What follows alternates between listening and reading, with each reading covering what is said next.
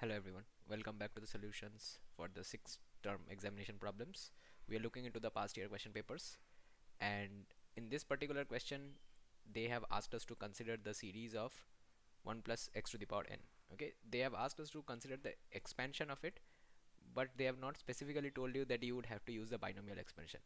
Of course it is a binomial and any expansion that you use here will be binomial, but they have not given you that term so that you might think about it for some time. Okay, they don't want you to immediately latch on to the word binomial and figure it out. Alright, so basically we have to show these four identities. Now these four identities are quite tricky to be proved if you are doing it via algebra. Alright, so we will be using calculus to do them. Alright, now we have done calculus as part of our preparation for this course, so you should not have any trouble applying the basic concepts of derivatives and integrals. Alright, so we'll start with the first part. In the first part we have to prove basically the most common binomial sequence, which is 1 plus x to the power n. We'll start with that. Okay, this is the almost the first binomial series that you learn when you are looking into this chapter. So it is 1 plus x to the power n, and this gives rise to nc0, right, or we call that c1, plus nc1x plus nc2x squared, and so on till ncn x to the power n. Right, so this is our sequence. Alright, just before I begin, the notations here are a bit different. So n0 is basically the same as nc0. Now I'm using the C notation, the combination notation, because that's what we learned, but there is no difference which notation you use, the logic will still be the same. Okay, it's just a matter of where you are taught and the teacher who taught you was influenced by which system. Okay, so that's it, nothing else. I wrote it down already so that you would not have any trouble in following the notation. Okay, so when you have this becomes quite easy, right? You can just put x equal to 1, then you have 1 plus 1 to the power n. This becomes nc0 plus nc1 plus dot dot dot plus ncn, right? So this becomes 2 to the power n, and you have nc0 plus nc1 plus dot dot plus ncn. This gives you 2 to the power n.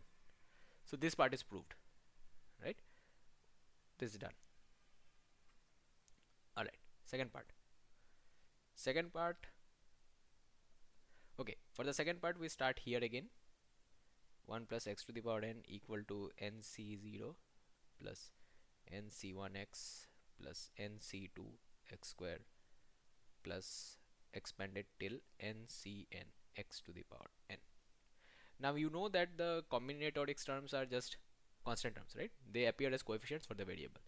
Now this is a polynomial equation, and we know that polynomial equations are always continuous, right, and differentiable over all real values. Okay, because a polynomial does not have a breakpoint. Okay, that is why polynomials are used for interpolations and extrapolations, and polynomials are the crudest and easiest forms of algebraic analysis. Okay, because these functions almost never fail. Okay. I can remove the word almost also. These functions never fail in continuity and differentiability. A polynomial function is always continuous. Alright, so if it is always continuous and differentiable, then I can differentiate it. Alright, so I'll differentiate it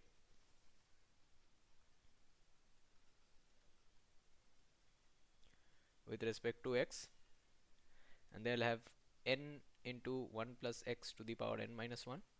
Now nc0 is constant, right? Because nc0 and ncn are both equal to 1. So if that is constant, it will go away, and this x, the derivative of x, will be 1.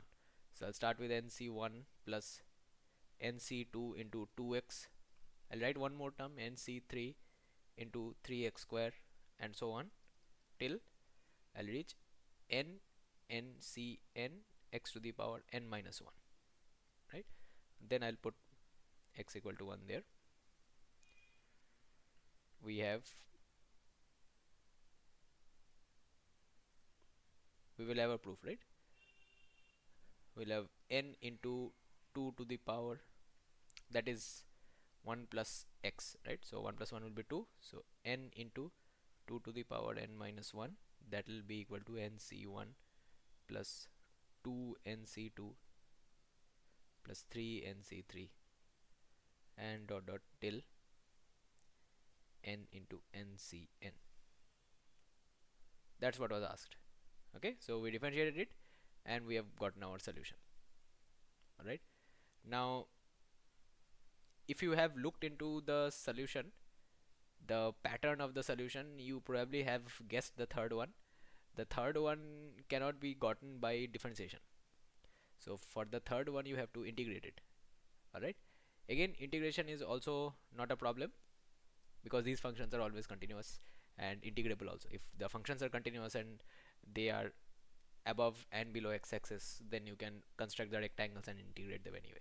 So again we start with our standard function 1 plus x to the power n equal to nc0 plus nc1x plus nc2x square plus dot dot dot plus ncn x to the power n. Now instead of differentiation we just integrate it.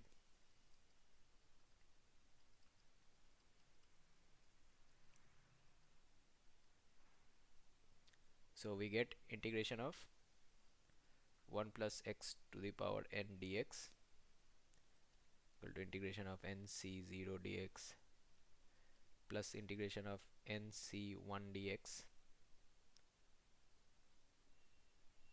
Wait, nc1 will have x, right? Dx plus we go on till we have integration of ncn x to the power n dx. Now all of these combinatorial coefficients are constants, so all of them will be outside the purview of integration. Okay, see, there are two ways of going from here. You can either integrate it indefinitely and then put the value of x equal to 1, or you can apply a definite integral from 0 to 1. Okay, your choice. So I'll go with the definite integral from 0 to 1. Okay, we'll put the limits there. So what will be our left hand side? The left hand side will be, the power will be increased, so 1 plus x to the power n plus 1 divided by the power n plus 1, right? And this will go from 0 to 1. Then we have nc0x, which will go from 0 to 1.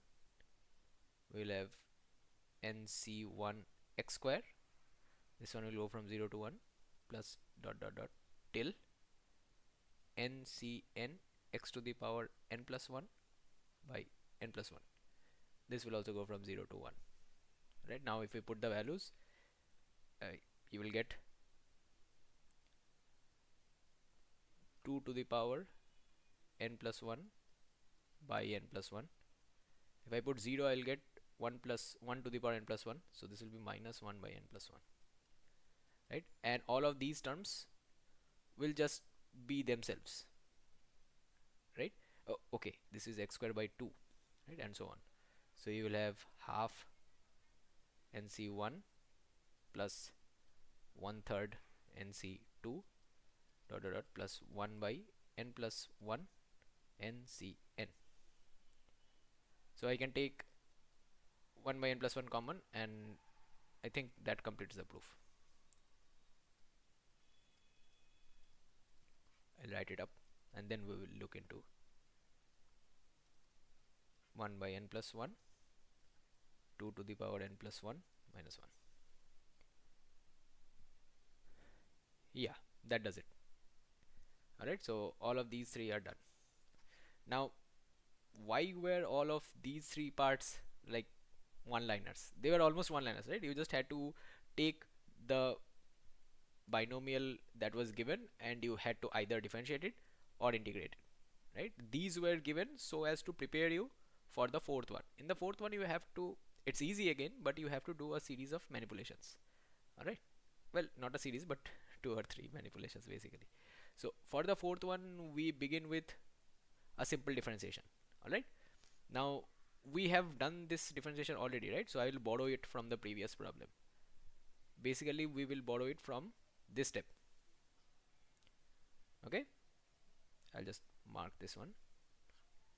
This one is A. So from A,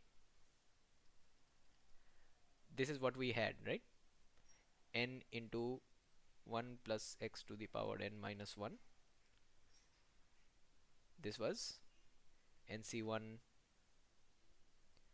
plus nc2 into 2x plus nc3 into 3x square plus dot dot dot plus ncn into nx to the power n minus 1. Right, this is what we had in A. Yep. Now we will start from here and we will multiply this one by x. Alright, so if we multiply this thing by x, I get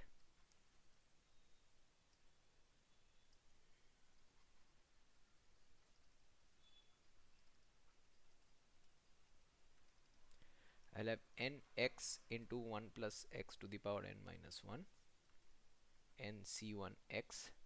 Now why am I doing this? Because nc1 has to remain, right? If I just differentiate it again without multiplying x, nc1 will also disappear because it's a constant, right? And there is no variable associated with it. So that is why I have to introduce one more variable and then differentiate it. That will solve our problems. So nc2 into 2x square plus dot dot dot plus ncn into, again this is n x to the power n. Alright, we shifted it again. Now differentiate.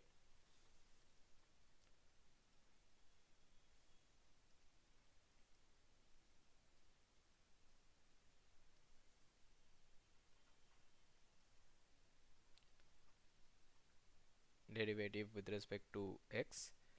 What does this become? So here we have to apply the chain rule, right? So that will become, first we'll have a derivative of the second part. So this will give us n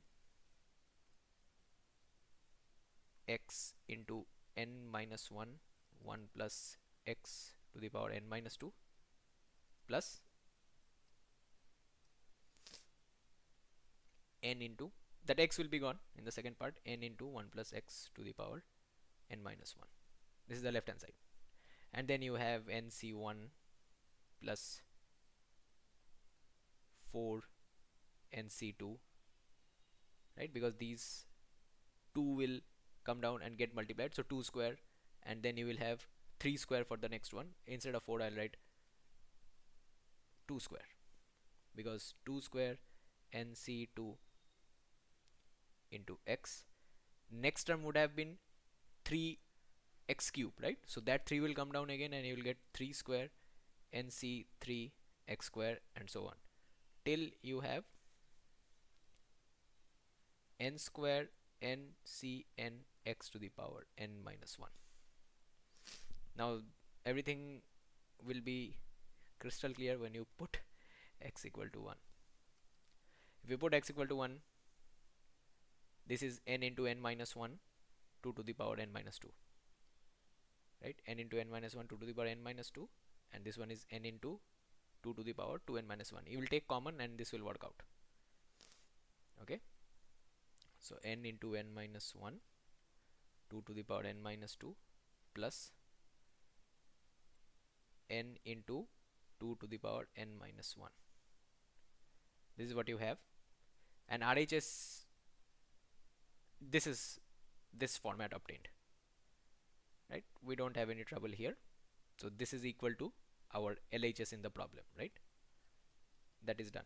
Now we have to simplify this. Simplifying this is not very difficult. You just take 2 to the power n minus 2 common, right? If you take that common, 2 to the power n minus 2 common, you will have n square minus n plus 2n, right? Which will give you n square plus n into 2 to the power n minus 2, which will give you n into n plus 1 into 2 to the power n minus 2, which is equal to the RHS. Alright, so this fourth one was a bit of a issue. and you could have identified that method will work on question number 4 just looking at the coefficients of NC1, because if NC1 will not have this variable associated with it, right? This step is extremely important, because if you do not do this, then NC1 will also have disappeared. That is not supposed to happen, right? Because NC1 is there in your question, right? This term is present, this is not gone. So to preserve that, we have to multiply it by x and then differentiate it. All right. Here I did not show you all of the calculations in detail. I just wrote down LHS and RHS because, well, we have done it in the previous problems, right? So you know how the flow of the solution is on underway. All right. So again, this sum is not very difficult. It will be a bit tricky if you try to prove this algebraically, because you have to exploit the properties of combinations. You have to take out different variables one by one and then do it. And calculus helps us here anyway. So there are no restrictions about which method you have to use. Nowhere has it been said that you can only use algebra here. So you just have to show it. Okay. So if you have to show it, then try to go for the calculus methods, as they help you quite a lot in shortening the proofs. Alright, and they are quite logical as well. So the first three can be done quite easily, and the fourth one will have some steps which I showed you already. Okay, so this part is done. If you have any questions, do put them in the comment section below. Our team will look into it. Alright, I'll see you in the next one.